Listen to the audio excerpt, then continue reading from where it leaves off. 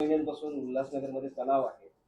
Doctor Babasaheb आंबेडकरांचा जो शांतीनगर स्मशानभूमीमध्ये बसवलेला बेकायदेशीर पुतळा आहे, त्या संदर्भात आंबेडकरी जनतेच्या भावना पूर्ण तीव्र आहेत. महाराष्ट्रात पूर्ण तणाव निर्माण झाला आहे. राज असोळकरचा उपोषणाचा 6वा दिवस आहे. रिपब्लिकन पक्ष शांतता बसला. नाही, रिपब्लिकन पक्ष शांत नाहीये. खरं म्हणजे हे 3-4 महिन्यापासून प्रकरण चालू आहे. श्यामदादा गायकवाड यांनी सुद्धा, प्रफुल्ल केदार यांनी सुद्धा येऊन सांगितलं होतं की बाबासाहेबांचा पुतळा ज्या ठिकाणी बसलाय स्मशानामध्ये, आणि विशेष म्हणजे तो पुतळा बाबासाहेबांचा वाटतच नाही. खरं म्हणजे बाबासाहेबांचा हा अशा पद्धतीचा अवमान आंबेडकरी जनता, रिपब्लिकन पार्टी अजिबात खपवून घेणार नाही. श्यामदादांनी, प्रफुल्लनी सांगितल्याप्रमाणे मी स्थानिक नागरिकांच्या त्या ठिकाणी 3-4 बैठका घेतल्या. 200-200, 300-300 महिला त्या ठिकाणी जमून त्यांना कन्व्हिन्स केलं की बाबासाहेबांचा पुतळा इथून काढायला पाहिजे. त्या लोकांनी सुद्धा त्या पद्धतीचं सहकार्य करण्याचं मान्य केलं.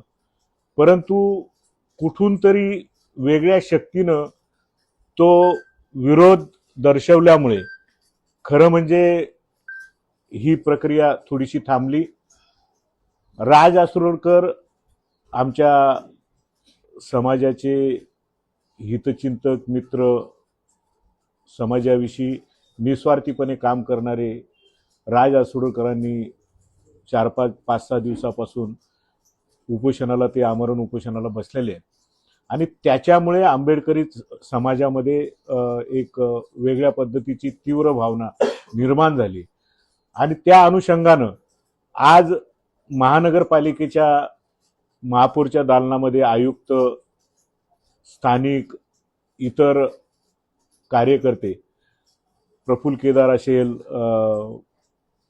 शिवाजी रगडे असेल, सुनील सोनवणे असेल, आम्ही त्या बैठकीला होतो. आणि त्या बैठकीमध्ये मी निर्वाणीचा इशारा दिला की बाबासाहेब आंबेडकरांचा पुतळा तिथून स्थलांतरित करा, अन्यथा आंबेडकरी समाज रिपब्लिकन पार्टीच्या स्टाईलनं आंदोलन करेल. अशा पद्धतीचं त्यांना निर्वाणीचा इशारा मी देऊन आलोय.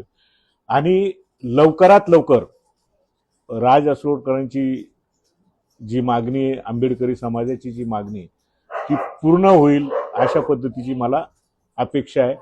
आणि नाही झाली तर रिपब्लिकन पक्षाच्या स्टाईलनं आंदोलन करेल, एवढं मी आज या ठिकाणी सांगतो.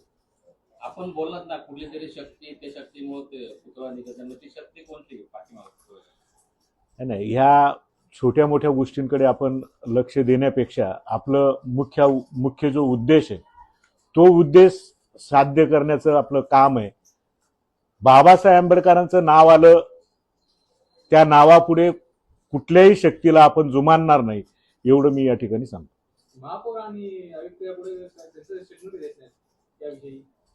नाही, आता देतील ना.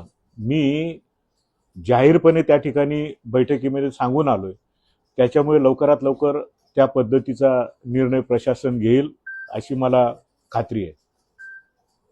प्रशासनाचा निर्णय घेणार होतं सर, तर एवढा वेळ का लागला? म्हणजे 5 दिवस का उपोषण करावं लागलं? ऑफ द रेकॉर्ड, जर प्रशासनाने तसा परस्पर निर्णय घेतला असता तर नानाबागूची मुलाखत घेतली असती का? इथे आपण सगळे येऊन राज असोळकरकडे जमलो असतो का? आपल्याला आतापर्यंत कुठलीही गोष्ट सहजासहजी मिळाली आहे का? त्याच्यामुळे आपल्याला संघर्षच आहे आपल्या वाट्याला. हा संघर्ष केल्याशिवाय कुठली गोष्ट आपल्याला साध्य होत नाही. परंतु या कामी ज्या अधिकाऱ्यांनी निष्काळजीपणा केला त्यांच्यावर कारवाईची मागणी करेल काय? प्रफुल्लजी, प्रथम आपण आपला जो मूळ मुद्दा आहे तो मुद्दा भरकटायला नको. आपल्याला प्रथम जी गोष्ट करायची आहे ती करून घेऊया. नंतर ज्यांनी निष्काळजीपणा दाखवला, कोणी काय मगाशी या बांधवांनी, पत्रकार बांधवांनी प्रश्न विचारला, जी लोक अदृश्य शक्ती असेल किंवा काय असेल ते त्यांना बघून आपण नंतर आपला समाज समर्थ आहे का नाही. बीडमध्ये आता शिवाजी महाराजांचा बसवला होता, पण पोलिसांनी त्यांना कोणाही परवानगी दिली, स्वतःहून ते उचलून गेला. पोलीस काय स्वतःहून कुठं, तिथं पण आंदोलन झालं ना बाळा. तिथे आंदोलन झालं आणि हे पण पोलीसच काढतील ना, प्रशासनच काढेल ना. आपण थोडंच काढणार आहोत. आपण नाही काढणार, प्रशासन काढेल. प्रशासनावर बीडमध्ये ज्या पद्धतीनं पोलीस प्रशासनावर असेल, स्थानिक प्रशासनावर असेल जो दबाव आला, त्या दबावापोटीच काढला ना त्यांनी. तसं इथे पण दबाव आला म्हणून तर काढतायत ना.